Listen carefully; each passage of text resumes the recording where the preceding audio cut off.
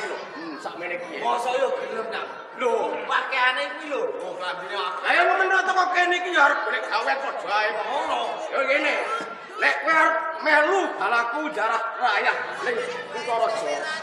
Nek kowe iki anggota anyar, ane trimo sithik gelem apa ora? Yen perkara kuwi mengko tinemu gampang. Sing kuwi ganti awake dhewe iki lak durung tau srawung. Yo blas ora ngerti ya. Sopo jenenge? Lho. Mateni wong. Lho, ora tau do berita. Kowe iki tau metu apa ora kowe iki? Riandal sing terkenal. Lho. Suro Tegel. Sing masane alas bubuk. Wah, ora tau metu iki. Bener kan? Ora tau metu arep blas. Lah ya ngaco pitik kan. Dadi menungso keng aran Brandal Suro Tegel sing nguasane ning alas sebubuk iki kowe lho lagi ngerti iki piye iki Wah. Ora mudengan ngene, Cak. prajurit Are dawuh jebul dideke yo nggih. nggih. Ning kok yo ngegilani. Wah. Sik, prajurit. Iki gerombolan apa iki? Oh, tindak. Yang ini kurang barek. Ini kan. Nurut. Atasi. Iya wong. Suro Tegel yen pancen kowe durung ngerti kowe ndak weni weruh. Satenane aku kalebu punggawa ana ing Kadipaten Galek Patir Soko. Menungso nomor loro ning Trenggalek. Gusti Patir Soprojo. Wah, nek jenenge wis kawentar tekan dindin nek aku ora tau srawung kok. Pisan iki kok. Ngene Piye? mergo aku teko ning alas sebubuk iki aku ngundi dawuh ngersa dalem Kanjeng Adipati. Arep ene bantuan. Ene bantuan. Mene bantuan karo sapa? Lho. Lah wong kurang-kurang kabeh iki aku. Menungso kaya kowe iki ora patut lamun to diwenehi bantuan. Nek Menungso sing kaya kowe iki patute dirangket, dipapanake ana jroning pagonjaran ning Kadipaten Trenggalek. Gawe kapitunan jarah raya darbe ing kawula ana ing Kadipaten Galek. wes, ora usah ngomong lantur ngene wae. Api-api anaten. Bebenaten piye? Aku tak mlebu ning Kutaraja, tuduhno wong sing sugih-sugih kae. Mengko kowe ora usah mbut kae mung mandeng ngene tok. Bagen. Enak ora? Kowe dadi larangane negara. Allah. Iya, yen nganti aku gelem nuruti apa sing dadi karepmu, tembung menterenge ngono pungli, ngerti Lho, sing karepe pungli iki piye? Lho, rakyat ora mergawe ning kari nampa. Lho, aku ikhlas menehi kok. Ning aku ora gelem. Wah. Ngene, durung wae kelakon kowe mlebu ning Kutaraja. Kowe wis dicekel kabeh para prajurit. Aku sing dadi andalku. Iki sing arep nyekel prajurit. Prajurit ngene greng-greng. Yen ono corona ora kena corona bisa dibongkok kowe. Bejo kowe. Aja nyek, aja nyek. Nek dadi pepalang Sakor masuk bocah iki wedi karo kowe. Aja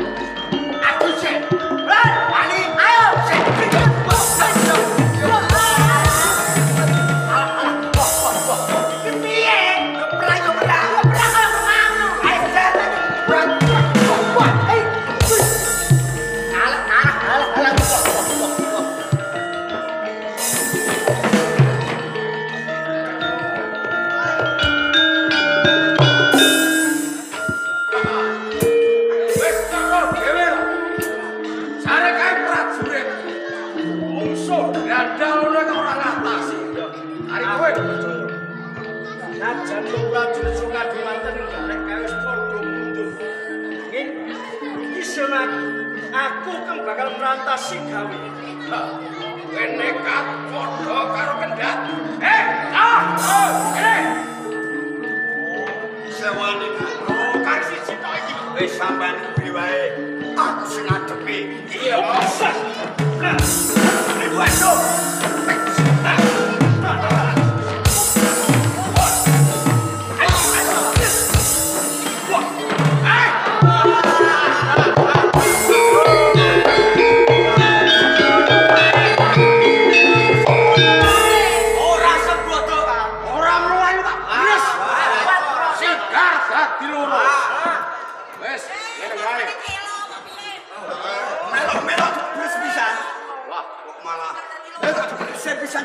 Atasi. Wes kene. Musuh-musuh. Aku gak wani, Kang. Wes aja dirusi. Wong Japura sampe melu. Kene. Enteni Kakang Blesejo. Wis tekan Kutaraja mung sing perintah Kakang Blesejo. Ayo dinteni ya.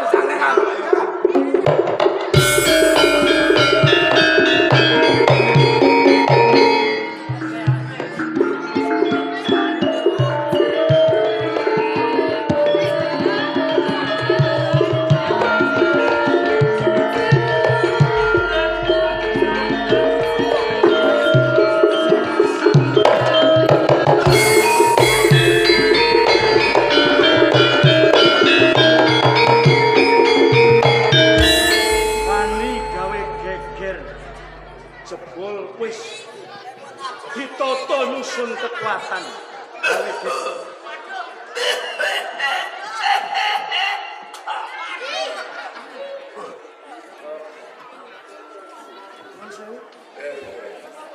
Menawi mboten lepat Kakang Marok Allah. Nggih, mboten mboten keliru. Nika Gusti kula badhe reksa raja galih. panjenengan dados kula reksa praja Bupati saking Kadipaten. Mboten Gusti Pati. Ndadosaken ragil yang marah. Dikongko ajar sing tanpa dipun derek akan prajurit galih. Lho, Purwa Madya Wusana wonten menapa? Ngaten Kakang Marok Gusti. Ing sekawit kula menika nampi dawuh saking ngersa dalem. Kanjeng Adipati Sudibyo Ngalah. Ingkang supados nanjaken menawi Ngalah Sebubuk menika wonten peranganipun para brandal ingkang sampun damel risak ingkang sampun jarah rayah bandane kawula wonten ing Kadipaten Dayak. Dados wonten gunung Sebubuk niku wonten peranganing keraman sing wis wani gawe rusuh galak. Leres ngaten. Nggih, ajengipun Sasampunipun kula pinanggih kula ripih kanthi saronaris mboten purun satemah ndadosaken pasuwayan. nggih. Sampun perang prajurit saking Kadipaten Garek sami salang tunjang. Boten kuwawa nandingi dhateng para brandal ingkang rempon wonten ing Gunung Sebubuk kala wau. Prajurit Garek niku kalah kabeh. Lah mila saking menika najan nglangkai dhateng wewenangipun Kanjeng Adipati amrih kangge katentreman ing Kadipaten Garek. Nggih. Sinten kawula wonten ing Kadipaten Garek ingkang saged nentremaken swasana ing Kadipaten Garek rangket para brandal ingkang rempon wonten Nggih. mangke badhe nampi ganjaran saking ngersa dalem Kanjeng Adipati. Niku mboten mawas. Nggih. Boten mawas dhateng sinten kemawon. Nggih, nggih. Wonten saged ireng-terangan gunung Sebubuk Nggih. benjang badhe nampi ganjaran jumbuh kalian lelakutanipun. Leres ngaten Kakang. Ndara malih Kakang menawi wonten kula sing ngutus. Kakang Gunaseja.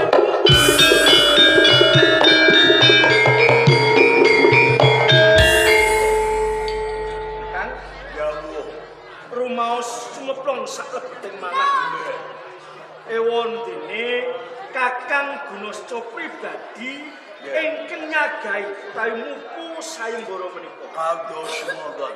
Mugi kemawon mangke saged prantasi damel. Nggih, pangestunipun ndara kabeh. Ndika katuran kundur, ndika rantos wonten tenggape Trenggalek. Kula cepenge bajingan gunung Sebubuk. Panjenengan sedaya badhe dados atur nusa dhateng Kanjeng Adipati. Monggo suwan-suwan.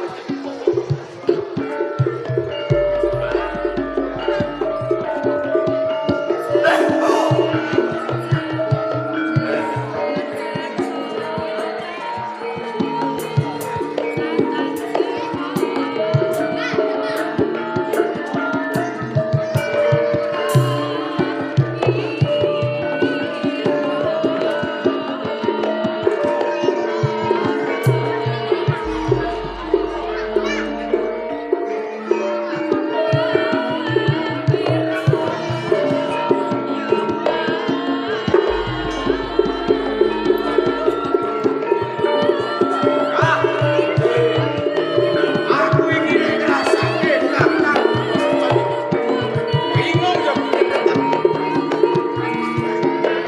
Wong enake dhewe.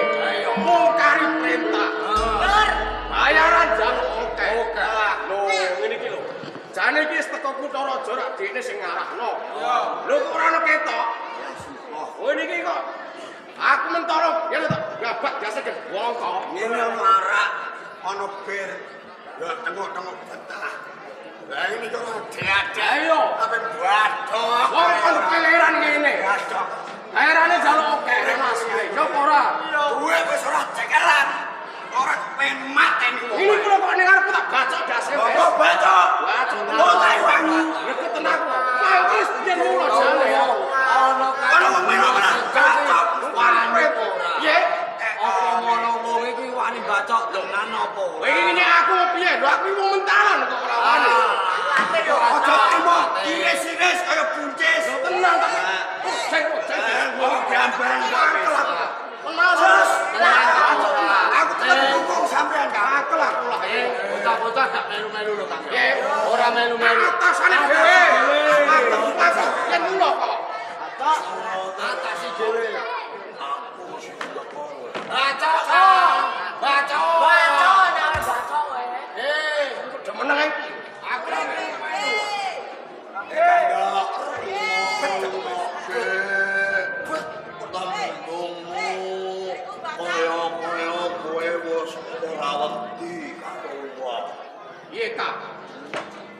tembungmu kowe sumangkean karo wong bilang jare lek aku teko kene wong waco. wah, kowe iki sing budhek kok, Kang. Ya kok Kowe iki sing ape bacok kowe sapa?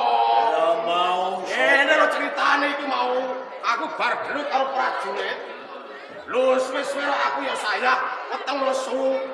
Lho ana wit gedang, ana kowe gedang mateng tak jupuk aku dilokno jare bajingan. Nek kowe ngono bajingan aku tak bacok lho. Jebul ilatem kok lunyu, Kang. Lunyu tenan. jadi ora aku ya dong. Ora, kudu nure dibacok kowe iki kok. Iya. Ngene lho. Iya, Kak. Yo tataku ing Gunung Sembuk. Pancen iki ana perlu sing tak tujuke karo kowe lan kanca-kancamu. Ya perlu napa iki sebut bae teko Kutaraja, wong kari darah rakyat.